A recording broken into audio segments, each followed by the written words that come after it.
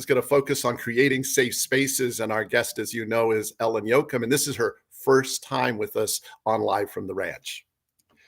So Ellen is going to be our guest today. And as I said, she began her career as a research assistant at the University of Washington, focusing on captive animal welfare and enrichment. She co-authored a peer-reviewed paper on URSID behavior during her undergraduate studies. And if you're not familiar with URSID behavior, that just means bear behavior. Maybe I'll ask her what kind of bears she was studying at the time.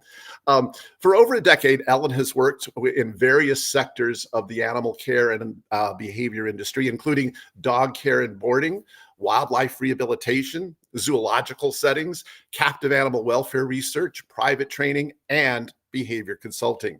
Currently, as a co-owner of Pet Harmony Animal Behavior and Training, Ellen specializes in helping families and their pets achieve harmony. What a nice use of that word, since it's with Pet Harmony Animal Behavior and Training. To achieve harmony, I'm sorry, I got off on a tangent there, even in challenging situations. Utilizing an enrichment framework, Ellen is dedicated to fostering collaboration, compromise, and improving the well-being of people and their pets with maladaptive behaviors, including separation anxiety, fear, aggression, and more. With that, welcome, Ellen. I'm so glad you could be with us today. How are you? I'm good. How are you? I'm doing really, really well. I'm pleased to have you on Live from the Ranch. I think we're going to have a great discussion. But, you know, some of our viewers may not be familiar with you. Can you tell us just a little bit about when in your life did you get fascinated with animals and become interested in training as a career? Yeah, I mean, I wish I had some cool, deep, profound moment, but I was just a little girl that always liked animals. And then I landed at a university that had an incredible program, and I had the opportunity to learn from some incredibly brilliant people. So Dr. Eduardo Fernandez was one of my mentors. I still work with Doctors Jim and Renee Ha, who are ethologists, sociobiologists. And so I just was really lucky to have exposure to that kind of opportunity. And then kind of as life does, it takes you places and you start to morph what you're doing to meet the life that you need to have at any given time. So did zoological for a while, and then that put some constraints that were no longer sustainable for me, and then went back into private training. And then I got bit by the separation anxiety bug, which is delightful to everybody who knew me like 10 years ago, because I said up and down, swore I would not touch it with a 10-foot pole. And then from there, it just kind of grew into these quality of life concerns that we have for pets and their people. Dogs, worked with some birds that were within a household, cats, really anything. Quality of life is quality of life. Well, you know, that's a great story. And it's not an unusual story for people to have just got bitten by the animal bug or the behavior bug early in their life. And they don't necessarily have one incident that they can say it was this incident that caused it. It was just that confluence of lots of different events that sort of raised your knowledge about animals and raised your interest in them. I think that's fascinating. So interestingly, I have a couple of different questions for you. I know that you are part of the Pet Harmony team, but how did you become involved with Pet Harmony? In the middle of 2020, as many of us did, we had some pretty drastic life changes, and I had met Allie and Emily in person for the first time. Allie and Emily are the other co-owners of Pet Harmony, authors of Canine Enrichment for the Real World, give a little context, at the Clicker Expo that we ended up not fully doing because of COVID. Met them. I am now contractually tied to them deeply, but on the ground, sorting hand sanitizers from the gift bags to give to people that were going to be flying home, wave from 6 feet away at these two people who are going to be deeply enmeshed in my life. Little did I know. But I contacted Emily after I had transitioned away from the job I had and said, Emily, what am I doing with my life? And she goes, I don't know. What are you doing? And I was like, that's not the answer that I was looking for. Thank you for that. And we talked about it, and she's like, would you like to join our team? Because we have an opening. I love that story. And what's interesting is I had, normally they always tell you that you should never ask a question that you don't know the answer to, but I'd never asked you that question before. And it just dawned on me. I was curious as to how that Yeah. connection came about. So that's great. I love hearing that. Um, I'm also interested in what you suggested about how you had swore you would never touch a separation anxiety with a 10-foot pole. And now it's Mhm. something that you actually specialize in and work Mhm. toward. Um, I can imagine why you might not have wanted to touch it. It could be when you watch a dog with so much anxiety and Mhm. feel like you have to find a solution for them. It can be terrifying at first, Mhm. and so it can cause people to say, "I don't want to deal with those kinds of problems." But what is it about separation anxiety that drew you into it, that made you interested in learning more about it and finding solutions for it? Yeah. Some of it was necessity. We were Yeah, heading into 2020, and it was one of those where it was like, I don't know what life is going to look like over the next, I mean, I guess it's been 5 years. That's yeah, bananas. And I have a lot of feelings about that. But it was just like, what is something that is going to enable me to leverage the skills that I already have, grow the skills that I want to grow, and still help people within an area? And I was like, we can do hard things. This might be a hard thing, or this might be a really easy thing. I don't really know. I have a story, and that's about all I've got. right. And so I dived in there. That being said, I do also have Griffey, who we'll see in a little while, who was the dog that we got for me to do my CTP. And I remember sitting at the dinner table with my partner, Nathan, who some of you may know, being like, okay, we're going to get another dog because we're each going through the KPA. Now's the time. Back to life just kind of throws me things. And I take them, I guess. And I want a dog who's good with other dogs and solid with other people and is good in a crate and doesn't have separation anxiety. And then we brought him home, and I introduced him to Leica, and that went okay. He did really well with us. The shelter said he had some really great behavior with other dogs and other people and all of those things. I went to the bathroom, shut the door, and he started to scream like somebody was hurting him, causing him physical pain. And I was like, well, I know that's not happening. And this is, what did we do? What have we gotten ourselves into? And so, whether I wanted to or not, I had to learn a lot about it for him, which I think is a pretty relatable experience to many people who get in this field. And then, Absolutely. In fact, yeah, just to insert something there, yeah, often when I ask people how they got interested in trading, it is usually a story like that where they had they had to figure out how to trade yeah, something or do something for their own dog, and that suddenly prompted their interest in this fascinating area of behavior. mhm, yeah, yeah, So so one of the things that the subjects we're going to talk about today mhm, is I want to talk about creating safe spaces, which is something that you often talk about, and I would mhm, imagine that when a dog is feeling that anxiety of being separated from their guardian, mhm, their person, they're not feeling like they're in a safe space anymore. It was a safe mhm, space when you were there, and suddenly it's not a mhm, safe space after that. So when we talk about safe spaces, we're not just talking mhm, about separation anxiety, right? We're talking yeah, about a lot of different kinds of things that can cause an animal to feel unsafe. mhm. Yeah, I actually, my fascination, interest, special interest, whatever you want to call it, obsession at some points in my day came back in 2019. I was turned on to a podcast called the Feminist Survival Project, and it is based on the book Burnout. And y'all don't need to know every gory detail of my existence, but I was somebody who didn't know feelings were real. And if you are somebody who also didn't know feelings are real, you know exactly what I'm talking about. And if you were not, you don't know at all. But for me, they really helped shape this idea that we can deal with the stress and we may not deal with the stressor. And what I had seen so far in this field was a huge emphasis on dealing with the stressor, exposing to the stressor. Let's show them the stressor. It's with the idea of being subthreshold and being kind and compassionate in this dance that we're doing to say, hey, little creature, I know you're having a hard time. I don't want you to have a hard time anymore. So can I set you up in a way that I can expose you to this thing, and it can be wonderful things for you, and I can pair it with really wonderful things. I can capture all of this behavior that is desirable and healthy and safe. But I wasn't seeing a lot of emphasis on the rest of life. Yeah. That's Yes. such a small element of who our dog is. And like, it's going to go bad sometimes. Like, not dangerous, not unsafe, but sometimes you're going to be out on a walk and you weren't intending to be working on your dog's leash reactivity. And a person with delightful real thing happened, 7 pugs tied to their waist is going to come around the corner, and you're going to be like, that's a lot for everybody, whether or not you're afraid of dogs or not. It's going to be a lot. And so where is the emphasis on the recovery? Where is the emphasis on the rest of this life that we live with these creatures, making sure that when things go south, because they will at some point in this dog's existence, this cat's existence, this bird's existence, what skills do we have to help them through that? Right.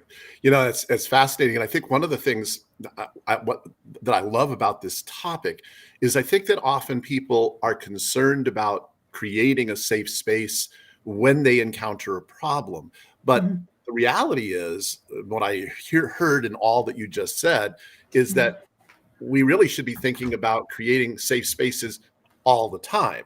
It's not just something that you suddenly start working on when you have a problem. Although when you have a problem, if you don't Yes. have a safe space, you have to work on it. But it's a mindset that perhaps a lot of people didn't have before. Is that what you're relating to, or what you're kind of speaking about when you said you didn't know? I guess part of my question is, I don't want to be psychoanalyzing you, but I'm curious as to Yeah. whether you felt like feelings weren't real for Mm. people or animals, or you just Mm. hadn't considered feelings as they related to the animals in your life. Yeah. I mean, feelings weren't real for me. And that was just, that's a me thing. I've come a long way thanks to the Feminist Survival Project.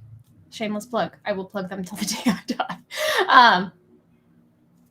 It was more around the idea of, I have watched so many creatures struggle, humans and or non-humans. And we're asking people to do things that they're afraid to do, at least the clientele that I'm working with. We also have to recognize that, like, all of us work with different cultures and clientele.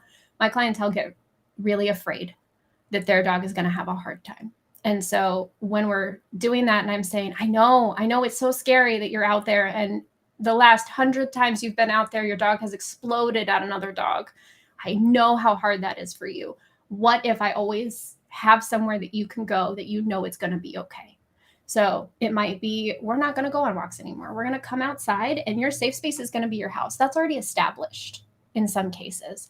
We're just going to go outside, do a couple cookies, and go right back in. And then both you and your dog can go, oh my God, that was a lot. Did you know that was a lot? And we can take a minute and breathe and feel okay. We can watch the musculature of our creatures soften, and we can watch them take a deep breath. It may be a car. I've had people that are like, my neighborhood is safe, but my dog really struggles when we go to the park. Let's make your car a safe space.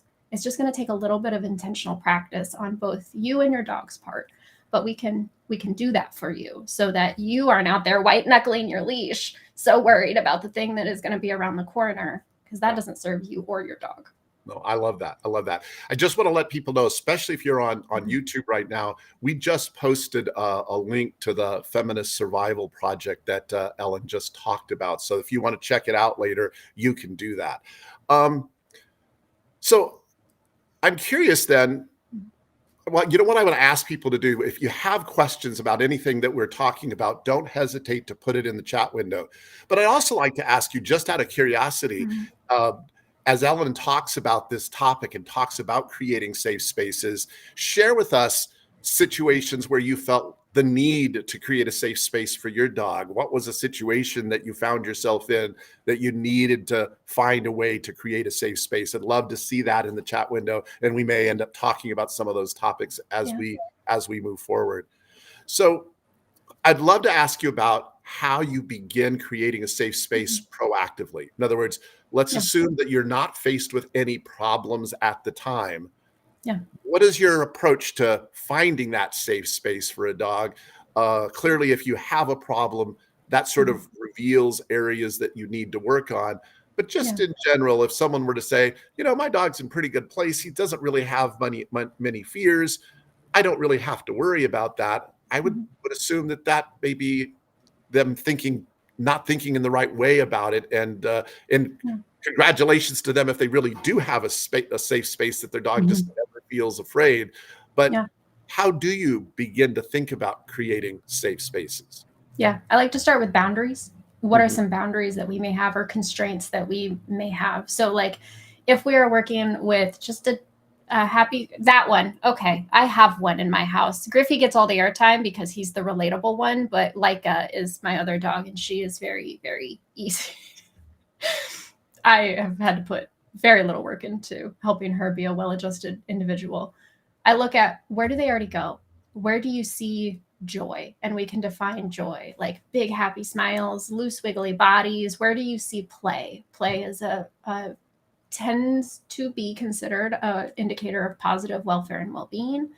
It's really hard to play when you think you're under fight, flight, or freeze conditions. So where do we see play? Where do we see that they go to spend time by themselves if they want to? Where do they go when they are comfortable? What are the things that make them really, really joyful? What are the things that they gravitate to, and left to their own devices, do you see that they like? She loves the sun. If I was to make a safe space and, got to pick where my windows were and where the trees are and could have better natural light, her safe space would be in a room that gets natural sunlight a lot, because that is something that she gravitates towards when she goes there. I see her body become a puddle. She has no bones at that point.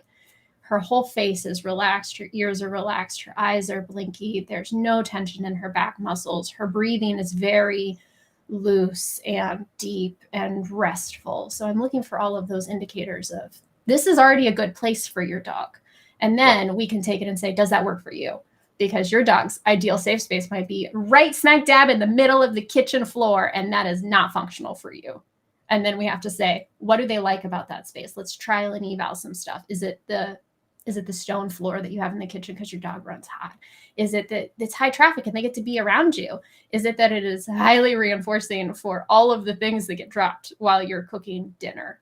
Like, what do we see they're gravitating around that? Where can we make it so it's functional for you? That's really nice. I just wanted to shout out Patty, Anna, Becky, and someone from Enjoyable Dogs have already posted things. And one of the ones that you were just talking about, the kitchen, and Becky wrote in and said, I make my kitchen a safe place on the 4th of July for my goats. That way they don't feel scared and run from fireworks. And I think that's a really good example of needing a safe space at a certain time. Yeah. So, yeah. Hey, what I'd like to do right now is let's take a quick break. But when we come back from that break, I wondered, you were talking about Leica and Griffey. I wondered if you might want to do a session with one of your dogs and sort of illustrate to us how you begin working with safe spaces, or whatever you'd like to show us. It'd be nice to see something happening with the dog live for everybody. So let's take a quick break and we'll come right back. Sounds good. All right, excellent. So what I would love to do right now as we take this quick break and let Ellen get her dog ready is I want to talk a little bit about Karen Pryor Academy and the Dog Trainer Professional Program. You can build your skills and knowledge by enrolling in any of our on-demand courses, or take the next step in your animal training career by applying to our professional certification program with in-person or fully virtual workshops. You can learn more at KarenPryorAcademy.com, and on the screen right now, you can actually see some of the workshops that are coming up in the next couple of months that you might be able to sign up for. But there are many more available if you go to KarenPryorAcademy.com and look at all the information about becoming a certified dog trainer, or about any of our other courses. All right, Ellen, let's bring you back. And what I'd love to ask you about is just what dog are you going to be working with? I think you're going to be working with Griffey, if I'm not mistaken. And tell me what you'd like to demonstrate for us today. We'll get you back on the screen here in just a second. I think we were holding off because you're getting your safe space ready for Griffey. So tell us what you're setting up and what you're going to demonstrate for us. We're going to have Griffey come up here and do an exercise, as long as I can get him to participate. He gets choice. That's the ultimate part of this, folks. They need a choice. In an exercise I call capturing de-escalation. That's the label that works for me and my clients. You can call this any number of things that you would like.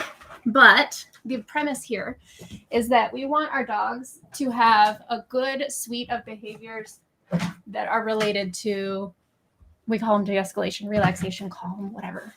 Again, You get to pick the label that works for you. The idea is that he is going to practice that kind of ebb and flow of stress. And so what's over there is a frozen Kong that we will give him after this. But right now we're going to look for behaviors that I might say are the opposite of fight, flight, or freeze. This is very rudimentary. This is not at all necessarily based in the actual science of things. It is just functional for me and my clients. So I'm looking for things like that disengagement. The treats are right here. That disengagement from the treats. Griffey is a kid who can relax so well. He is the best at relaxing, don't you know? So we have to work on disengagement being a skill set within his repertoire. I'm going to look for things like that lip lick, because that is one of the things that I see a lot of while he is falling asleep, is he will lick his lips. I'm going to look for things like a big, deep blink or a deep breath, settling in, so that I can say all of these things are beneficial for you. What we see happen over time, which might be a part of your talk that we talked about earlier, is that there's a couple of things happening. One, I'm using food. I'm using a relatively low value food for him because I don't want him to do his, what I call his meatloaf. I'll do anything for that. I want something a little bit more relaxed, but I'm looking for things. We're going to look. Hi. There you go.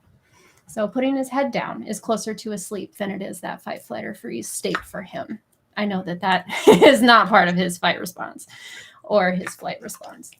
So you're looking for any behavior that you consider a relaxed behavior, because I would assume that it's difficult when there's food right there in front of you to get the dog to relax like that. And that's part of the challenge, right? Yeah. And so you'll see his tail is actually increasing in speed. His tail is there we go. His tail went a little bit down. I'm going to give him a cookie for that. His tail is very good boy. His tail is very expressive. So his tail tells me a lot of things about where he is in his, heart rate, his respiration, those kinds of things. Sure. And that was when we first got him for the KPA, he had no chill. And that was the thing that I had to capture. It was that slowing of the tail. I know. Can I have it?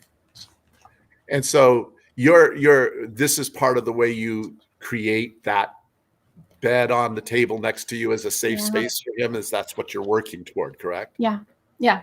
And whether or not we're doing this in a stationary safe space like a bed, or we're working on those skills of de-escalation out in the real world, the nice thing is if we're looking at this continuum from good boy, nice soft blink, if we see this continuum from asleep, got a head down. I know we're getting real wiggly though. Can we back up? Thank you. To fight, flight, or freeze, there's something along every step of that ladder, as long as our observation skills are pretty solid. There you go. So we got a little bit of a fake out. Can I put my head partway down? Or can I do it? Yes, a good boy. I might move it over here because he's encroaching on my space. Yes. And so if we're out on a walk and we're doing something and he sees a dog and I see that spine stiffen, I know. Can we lay down? I can't demonstrate. I can't pretend to be you and pay attention to you at the same time. But if we're out on a walk and we see that spine get real straight and that head orient and that mouth snaps shut and his ears come forward and his eyes get real big and we see that. Yeah. And then he goes, and he sinks back into his body. We see that big exhale. We see those ears drop a little bit. He's not going to be what we would label as calm. We're not going to look at that dog and be like, he's got all the chill. Right. But we're going to look at that dog and say, we could have ended up in fight, flight, or freeze. We could be screaming and running like a banshee. We could be lungy, barky, biting at the end of the leash, but instead we got a little bit of disengagement. We got some movement, which is the opposite of freeze, and we're able to move on. We got that big, deep breath. And so for him, all of those are things that I can't capture. For him, too, I do a lot of co-regulation, might be a little bit of usurping a different term. But we have worked a lot on when he's getting and having a hard time that he can give me his chin and we can go. Gotcha. And we'll see his tail relax. Do you find that when you're working with clients and you're helping them develop this kind of a protocol, that you have to help them learn to read their dog's body language and become more familiar with the things that their dog is sharing with them based on reading body language? Yeah, that is foundational to any training plan that I have, because if I'm not in tune with what this creature is showing me, I'm making assumptions and movements not based on their experience, but based on my preconceived notions about what should work. And most of the creatures that we work with, we don't know their entire history. We don't know where they are that day. This kid has so many health issues, ranging from spinal problems to really serious allergies. And so while I know him intimately, there are still going to be a lot of assumptions that I could make that I'm going to be wrong about. Right. So we need to look at what he's giving me on any given day and say, this is where we are today. And I noticed that for some of the behaviors that you were doing, you were purposely marking it. You were going yes and reinforcing. Other times you're just reinforcing. Is there a reason? I assume that part of the reason you may not mark is because you're talking to us, and so you're not able to. But do you consciously make a decision in some cases to mark a specific behavior, and other times just feed that behavior, or is that arbitrary? Or tell me more about that. It's a good question. I would, for a lot of reasons, for a dog, that has a lot of history of being far too close to me all the time. I'm sure you can tell. But it's good for the camera. It looks good. Yeah, I know. It works really well. Like it's functional for me and for him. This is not that big of a problem. Sometimes he does this and sometimes he needs closer proximity to me, and that's totally fine. We have found a way to find that middle ground. For a dog that is so in tune, with me and what I'm doing, for him to be able to take a load off, it is really important for him to have a verbal marker. So, or auditory marker of some sort. Right. If he is having to pay attention to my body in order to know what is predictable and happening in the environment, he's going to never relax. So for him, and I'm waiting to see if that tail will slow down. I think it will. He may prove me wrong, but there you go. And do you find that in some cases, I noticed that as he was doing his chin rest or his in your hand, that you were scratching him and petting him with that hand? Does that sometimes help him relax a little bit? Yeah, for him, he does like that tactile pretty often. He's pretty used to it. I have also, this is totally unintentional, back to your sometimes we do things that don't work. I have used continued tactile movement in me as kind of a like maintain and sustain your chin rest for the thing. And I think that's just something that has been shaped from him to me. That's great. While you're doing that and working, don't hesitate to continue to add commentary on what you're doing. But I wanted to see if we could bring Juliana in on this at this point, not just because there's a lot of people in the chat who are talking with us, but often Juliana, who works with a lot of clients, often has insights and questions that I think are really valuable. And I just wanted to see if, Juliana, did you have any thoughts or questions that you wanted to ask Ellen about the protocol that she's using and what she's actually doing right now? Yeah, this has been really interesting to watch you do this in action. Is this a step to kind of essentially back chaining? Where is this? Are the behaviors you're capturing meant to be attached to that specific safe space location where you're going to start to move there? Or is this separate from the safe space location? Yeah, it's going to depend because, dog trainers, we really need that, like push a button and it pops up. It depends. It's going to depend on what we are doing functionally for that dog. So in his case, because we have moved so many times and I needed him to not touch me all the time. This was a human need. I needed some space. I needed a very specific location to start where he could go and he was going to be okay. It's like, this is boring, you guys, which is kind of the point, where I could ask him to go and I could see that. So we are hoping over time and what we see. So I don't want to say should, because not all things are going to follow our expectations. Yes. But what we typically see over time is when we practice this suite of behaviors here, and we practice that little bit of escalation, you see when I give him a treat, we get a little bit of the whites of the eye. And then when he puts his head down, we might see there's that nice soft blink. We get a little bit of that de-escalation. So we're practicing this ebb and flow of these different body language. There you go. These different things that he can go to that space. And when he's like real razzed about something, I can ask him to go to this bed and he'll go. And so it may be a room, it may be a car, it may be a bed, it may be your lap, it may be whatever it is that is functional for that pet parent. We are hoping that we're going to be able to build that suite of behaviors into that specific location or into a specific set of gear. So his muzzle has also been trained to be a functional safe space for us, because I can take that anywhere. And so what we're looking for in that muzzle is the same thing: loose body, big deep breaths, loose tail, ability to play. So the bed here is not just to keep him comfortable on the broadcast. Yeah. That is actually the space that you were hoping to associate with these behaviors, and then slowly move to being able to have the bed wherever it is going to live. Mm-hmm. And so if somebody was trying to do this with their car, would you start this capturing process in the car, or would you start it somewhere else? I usually start this somewhere else entirely, because we're acquiring so many different skills at once, right? If I was like, hey, Ken, can you go take your Mr. Miyagi and capture these different behaviors in Mr. Miyagi, I would be comfortable to say Ken could probably do that. But when I'm working with a brand new client, we're acquiring skills for both the dog and the human. And so I set the human up for it to be as easy as I possibly can, with the assumptions that are typically true. They can prove me wrong, and that's totally fine. So usually when I start this, I don't start in the middle of the day when Griffey's like, it should be lunchtime and we should be doing activities. I'm going to start this in the middle of the evening when the humans are doing their general wind down routine. And they are getting ready to kind of turn off for the night, because a lot of dogs are very used to a point where humans are like, all right, we're not doing anything else. No more fun is to be had. We're all getting ready for bed. We might be scrolling on social media or watching a TV show or reading a book or something along those lines.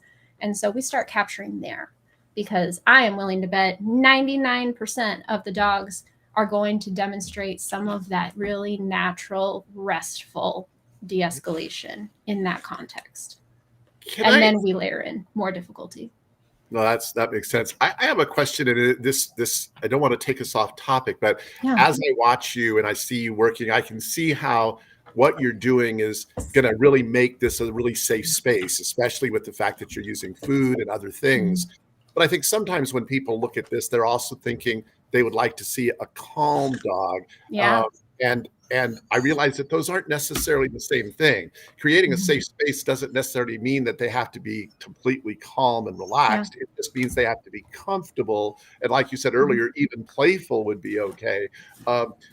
Is there ever a concern with Griffey or with any dog that you would say food escalates their anxiety as opposed to alleviates it? I'm seeing it work really well for Griffey, but I'm thinking about other dogs. Is that a concern?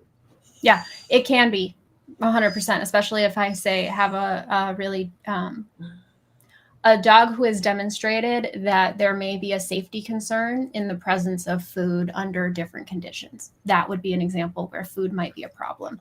But the thing that we look for is this because we have a violation of safety? If we have a dog that is really guarding that food, the food being there is violating the safety contract that we're trying to work towards. So how do I, because dogs need to eat. It's got to eat no matter what. Like it's life. How can I make food work for me in that context? So this is a very active process. I have to be present. I have to be paying attention to him. His tail slowed down. He's taking deep breaths. I'm going to pay for that. This is a very active process. And there are going to be times where I don't want to be active, or I work with a lot of chronically ill individuals. I also have chronic illness. And so some days are just not the day, and that is okay. So we look to also leverage, good boy, there's a nice big blink. look to leverage some of the other things. Like I wrote a blog for KPA last year. I think it was last year, on long-term calming projects. It's just the label I use. I usually look at licking, sniffing, or chewing as a foundation for those things. If we look at dogs as a whole, natural history of dogs, the behaviors that are good for them to be able to do this on their own. If we were to look at hundreds of dogs and how they would self-soothe, if they already had the skills, licking, sniffing, and chewing are often ones that we see dogs gravitate towards. So we do what we call trial and eval. And I have a Kong over there because it will help him go past the mom's working with me. I look for licking and sniffing and chewing because that's what I see a lot of dogs gravitate towards naturally. And then we learn, what does he do? So if I'm looking at him, and he's a fantastic example because Kong, he might be in here with the Kong when we transition to the next thing. Nothing about how he interacts with Kong, topple, insert, licking, frozen thing here is chill. It is not calm. It is not relaxed at all. But what we see as an after effect is restfulness. We see what you were talking about, what a lot of people might want in that safe space. He's going to chomp the Kong because he's very strong. It's frightening a little bit. He's going to chomp that frozen Kong. He's probably going to jump up onto this couch because I'm going to take I know, I'm gesticulating a lot. And that is very unclear for you. I'm going to take his seat and everything down for that. He'll jump up there. He'll toss it down. It'll knock some of the stuff out. He'll take it. He'll chomp it. And we'll rinse and repeat. So it's very active when he does that.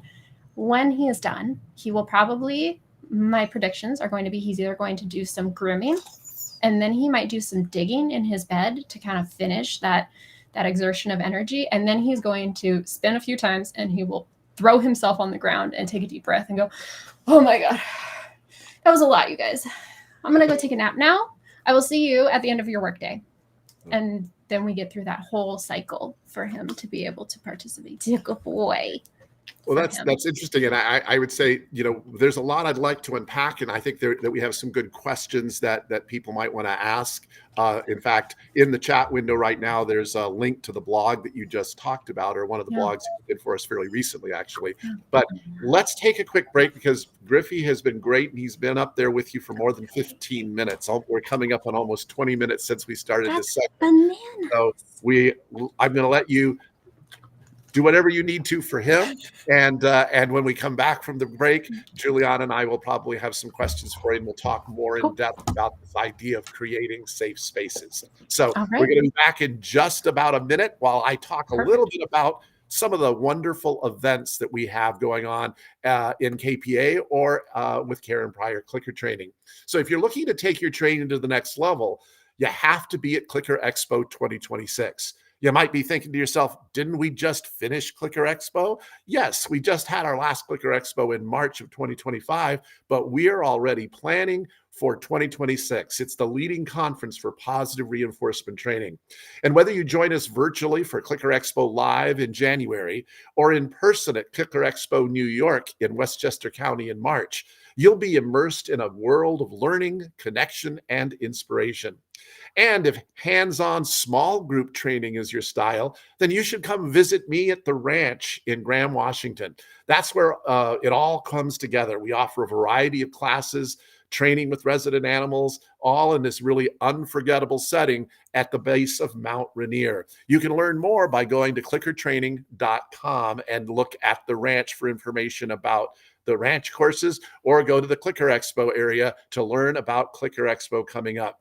Up there on the screen, you saw that it said Game On. Oh, you didn't have to put it back, but since it's back up there, Game On, Building Skills Through Games. That's a fun workshop that we're going to be doing in July. But we also have lots of other wonderful ranch classes coming up in August and September and October. So check it out. I'd love to see you here. So let's come back and have Ellen rejoin us again. And one of the things that talking about variety of classes, one of the things that I'm really excited about, Ellen, is that you have a class on creating safe spaces that you're going to be doing for us through Clicker Expo Live. Tell us a little bit about what people taking that class will learn and what they'll get from a class like this? Yeah, so it's a 4-week, five-ish week, 4-week curriculum, 5 week of engagement. We start with, what do you need in a safe space? So I will help you craft what I think based on what I know about your dog, what you tell me, or your pet. Becky, you can bring your goats. Shameless plug, please bring your goats. What we think is going to work for them and also for you. Because again, as I mentioned, it doesn't matter how good my plan is if somebody can't execute it. That's not an actually good plan. It could be very sound. It could be very effective in a different household. And what is most important is that you can do it. So while I've had clients that the bathroom is actually going to be their pet safe space because thunder phobia and storm phobia, and they live in tornado land where you go to the bathroom when it is happening. I am not going to ever ask a pet parent to sit on the bathroom floor with their dog for the name of training. We're going to find ways that we can build all of these skills, kind of like what we saw here, in a place that is more comfortable for everybody. So we'll build what is the first plan of the safe space. We're going to layer in what does your dog need based on what we are trying to leverage for you. We're going to look at what kind of activities are going to be effective for your dog. Griffey's got his Kong. He has not taken it up on the couch yet, which is pretty surprising, but he is chewing on it. Is there something else that is going to be more effective to fill their cup, help them recover, that is going to bring joy and comfort and calm into that space? And then depending on where every dog handler, dog human team ends up, we may start layering in some of those either distractions or stressors, depending on what our goals are. And for those that maybe have never taken a live class with us at KPA, there are, of course, observer spots. And those are spots where you just get to watch your teaching and watch your training with the people who take the spots that they participate in. For those that want to participate with their dog or goat, as you suggested, is there a requirement? Is there a special skill that those trainers need to be able to take the class? The only thing that I really have a request for is if you have a dog, like I kind of mentioned, that maybe currently does not have the skills to be safe with you around food. That is one where that is kind of the only prerequisite I have. Otherwise, we're meeting everybody where they are, because some dogs are going to have a house that is very safe, and we're doing refinement. I have had other dogs where their whole world is a scary swamp and they need one thing right now. And we're going to focus on that one thing. Kathy Sadeo met Griffey, and she gave me this visual of the whole world may be a really big, scary swamp, but we're going to make one lily pad of safety. And then we're going to add another lily pad of safety. And then we're going to add another lily pad of safety. And we're not going to say this swamp isn't going to be scary for you. We're going to say on this pad, in this context, with me and with the skills that I provide you, this is okay and you are safe. You can be afraid of things. That's okay. I understand that jet planes are scary. I don't need you to feel better about that. I need you to have skills for recovery. Come find me when you're having a hard time, or be able to handle it yourself. Even better. I think talking about skills for recovery are a good one, because sometimes when you find yourself in a situation where your dog doesn't feel safe and they're alarmed or concerned or frantic or whatever, finding ways to help them recover are important skills to develop. In fact, we just had someone write in on our chat window. I'm not sure if that's Ranja or Ranja, and Joanna said, Ellen's class is brilliant, has helped me and my dog so much and given me so many skills to work with clients too. So there's a shout out for you there, Ellen. But I would assume a big part of creating a safe space is knowing how to recover if they suddenly find themselves in a space that isn't safe. How do you approach dealing with recovery? Yeah, same skills. So what we learn about our dogs as a way to fill their cup, those things that bring joy, those things that feel relaxation, that bring comfort, and we will define all of these things. There are some universals when it comes to body language, but what every dog is going to be showing at any given time is going to be different. Griffey has a beautiful ladder of escalation and a beautiful ladder of de-escalation. I have so many things that I can observe and capture and reinforce and help him through that. And that was through intentional teaching. That was not, he came home from the shelter, screamed like a banshee outside the bathroom, and then suddenly was like, no, I'm good. I'm good. I'm over it. It's fine. So Yeah. it was all through shaping and building that communication back and forth. Yeah. So the same skills that we do to build that ladder of escalation, we can then put into place as recovery. Where we leverage them, seeing where our dog is on any given day is going to help us say, I think today is going to be a really stressful day. We're going to the vet and we have to do an injection or whatever it happens to be. I'm going to do some stuff that fills your cup. And then I'm going to make sure that I've got 15, 20 minutes or whatever your dog needs. We identify that, set aside to do this activity, because I know that after this activity, even when stress was present, you are feeling better by the end of the day. We're not carrying that to tomorrow. We're not carrying that to the next day. We're gonna finish that stress response cycle. Yeah, that's good. I wanted to say that I agree with BJ, who in the comments said, "Ooh, I love the lily pads of safety." I loved that analogy. I loved hearing that and picturing creating additional lily pads of safety. Mm-hmm. I wanted to see if Juliana wanted to join us again and either bring questions that people may have had in the chat window, questions of your own, as well as if there was an interesting comment from people who shared situations where they felt they needed to create safety for their dog, maybe share those with us as well. But I just wanted to see what you had to offer, suggest, or ask about, Juliana. Do you put going to their safe space on cue?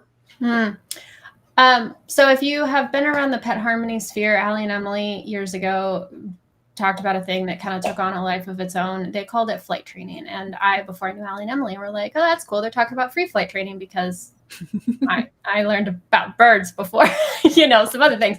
And so we typically do. We will put that on cue if we need it to be the case. That is generally part of the suite of teaching them to use it themselves. So when I'm articulating this to clients, I often see it's going to be, "Ooh, you having a hard time. Let me help you take care of that."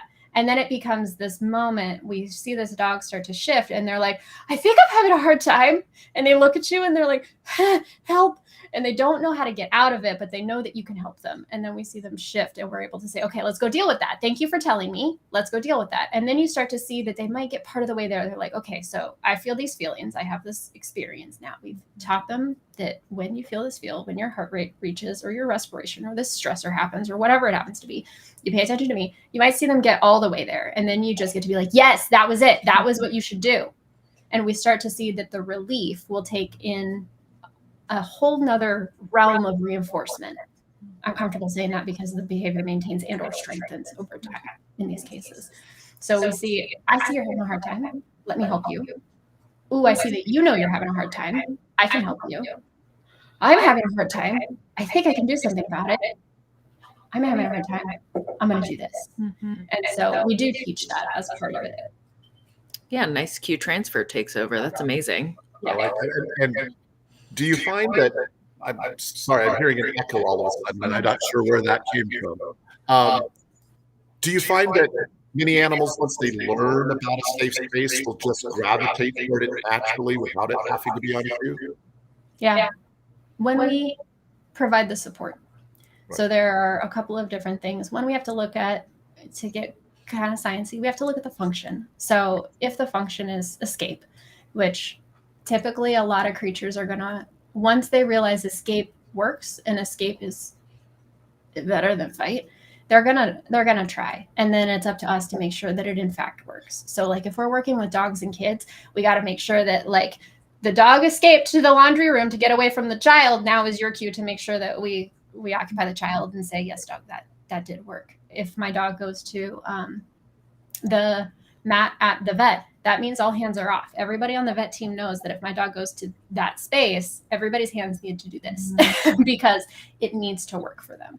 So as long as we're maintaining the function and we're keeping it that way, then yeah, I have a lot of dogs that continue to maintain that over time. They're like, "I don't like this. This is terrible. Whatever is happening, I'm uncomfortable with it." It may not even be terrible. It may just be like, "Why is there a fly in my house?" He will now go up to the bedroom. We may not even know that there's a fly in the house. We see him go to the bedroom. We're like, "All right, we got to go on a fly hunt because there is now one in the house." That's great. I love that. So Juliana, did you have another thought or question? Yeah, I'm really curious talking about the things that can stress dogs out or make them afraid. What have you ever come across a situation where a dog is really fearful of even the person? And is it possible to train this if the person unfortunately is part of the swamp that's scary? Mm-hmm. Yeah, I mean, there are a couple of layers to that. One is, do we need additional support? So if I have a dog that has never experienced safety or comfort at all, I am probably going to be calling in reinforcements and not just approach this from a behavioral standpoint, like the scope of my practice, but I'm probably also going to be layering in like a VB or a really skilled veterinarian, or we may be needing to look at structural health as well. Like his reactivity and fear is directly correlated, like causal to the, as much as we can, with his pain levels. Of course. So I see that's increased. We have to treat that a little bit differently. It's not about just giving you a comfortable place to be. It's making sure that you are comfortable. Yeah. And then I can get you into this place. That being said, there are a lot of creatures that are afraid of a lot of things, and we can do a lot when we learn the body language to say, oh, I pushed too far. I'm truly sorry about that. I miscalculated today because I don't know your internal experience. I don't know sometimes. I haven't seen anything that would indicate today would be a particularly ouchy day. I have to look at some of these other indicators that we have identified with our vet team to say, today is an ouchy day. Today is not about sitting on your comfortable bed and making sure you can escape. It's about making sure that I can get you comfortable. And then I can see those same skills come into play. Mm-hmm. Yeah, before you ask the next question, Juliana, I thought I'd insert there when Ellen suggested that you might want to call in a VB. She was referring to a veterinary behaviorist in case Thank you. that slipped by people. I wanted to make sure. I know we have a very savvy listening audience, and so they probably understood right away. But for those one or two people that might not have understood what you meant by that, I thought I would put that in there. Juliana, did you have another thought or question? So I do want to share some of the situations where people have talked about attempting to create safe spaces for their dogs. So we have a dog who is reactive and separation issues. Somebody said that at their dog's daycare, the nap room has become a nice safe space for them. And sometimes unpleasant interactions with people outside, neighbors, moving. People have utilized safe spaces. When a dog, somebody says their former semi-feral dog had a safe space when stressed by construction. So a lot of examples on here. To summarize it, it sounds to be like kind of separation, reactivity, noise phobias. Are there other behavior challenges, I guess, like categories that you can think of where introducing this can be really helpful and effective? Yeah. So last year, because I'm in contact with most of the folks that were in the class last year, we had somebody that was using it for dog-dog integration. So they had two dogs that were having a hard time in the household. There are some other elements of it that we were working through, but that was one element. We have somebody who, her dog, when he experienced a stressor, and I included a lot of update videos in the blog that I think we just released on KPA or Clicker Training blog. He would redirect to his family when he experienced a stressor, and now he is like running. He will go to the back door and be like, the neighbor dogs are being mean to me. Let me inside so I can go to my crate. And so he will cue his people to take him inside. He gets a chew and he is able to. Thank you. They just put it in the chat. Resource guarding is another one that we will use it for relatively frequently. Really, it comes down to, would this dog benefit from some level of predictability around what is happening? We had another person that was working on cooperative care for her dog in the vet clinic. And after the class, she finished her level 3 cooperative care certification, I think she said, and was able to have the least stressful vet visit that they had to date. So we can really tweak it. Yeah, I have a question about that, Ellen. It's interesting. When you said resource guarding, I thought to myself, well, that's interesting, because I would imagine that for some dogs, the space feels really safe until you go to take their food away, or until you go to take their toy away, and suddenly it feels unsafe, and that's why they begin to resource guard. And so it's sort of where you are the one creating the unsafe environment by inserting yourself into the situation. I don't know. I don't know if I have a question there. It was just a realization that I hadn't thought of until you said resource guarding. Yeah. And sometimes we have multiple. So like if we have a dog that needs some level of consistent protected contact, to do a protected contact means there's some sort of barrier between that individual and a human in the household, or that individual and another dog. For example, like who was here at the beginning of the stream is in a different room because she and Griffey are not going to do Kongs in the same place. Part of them having this activity, it being part of a safe space for them, is making sure that they don't have to worry about the other dog. Like, I don't need to do it. And sometimes we look at resource guardian and say, we have safe space 1. This is the area you get your Kong. And then we might have a transition space to safe space 2, where you go in there, maybe you do a treat scatter, and then I'm able to go and collect the Kong without there being any sort of conflict present. Or it might be that like dog 2 is having a visitor over, and so we're going to have you go in your place because you have conflict with that dog over there. We're fine the rest of the time, but I don't know, my mother-in-law is bringing her dog over and you two can't get along. And so you have a safe space. Mother-in-law can't leave the dog in the car. It's too hot. This is all sorts of, I could spit a lot of stories. No, that's great. I appreciate that. This has been fascinating. You know, Ellen, I've really enjoyed hearing you talk about creating safe spaces. And I look at my clock on the wall and go, oh my goodness, our time is up. But I do want to thank you and Griffey for sharing your knowledge and talking a little bit about safe spaces. Thank Juliana for being here and helping us navigate the questions. And I thought we'll take a short break, but our break is really so that I can tell people a little bit more about the live classes that you're teaching. And with that, I just want to say thank you so much for joining us on Live from the Ranch today.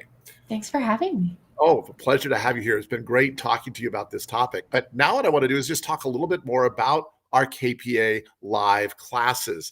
Our virtual classes feature these real-time coaching and training from exceptional instructors like Ellen. Most classes last 5 weeks and meet weekly on Zoom with a video-based curriculum and online discussion group that guides you. You can also participate in an on-demand format with access to the recording and materials for an entire year after the enrollment. Those are separate types of classes from the live classes. So see what's new this month, including Ellen's class, or subscribe to learn more about our new classes and savings at KarenPryerAcademy.com.